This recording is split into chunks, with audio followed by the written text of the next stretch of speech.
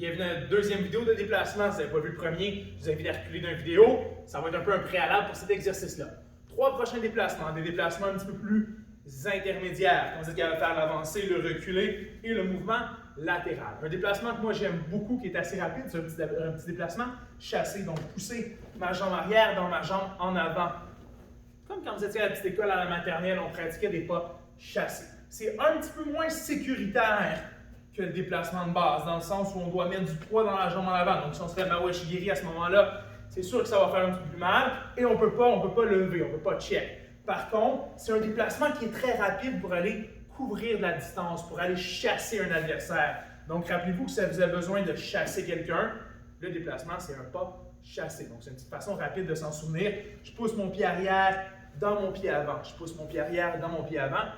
Et au besoin, quelqu'un blitz sur nous, c'est une façon rapide aussi de reculer. Déplacement régulier versus déplacement chassé. Je suis un petit peu plus rapide et je vais reculer un petit peu plus ou je vais avancer un petit peu plus. Donc ça aussi, vous pouvez le pratiquer en sautillant. Chasser, sautiller, chasser, sautiller, chasser, sautiller, chasser ou à l'arrêt.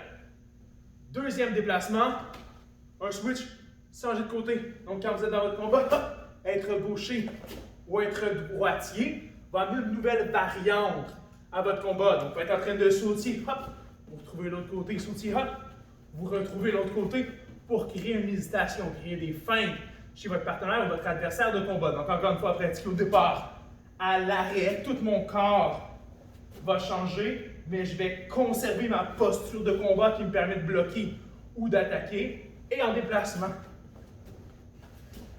Troisième déplacement à regarder avec vous aujourd'hui, c'est le pivot. Une bonne façon d'aller chercher de l'angle en combat ou d'éviter un mai-giri, un shiro-giri, une attaque en ligne droite.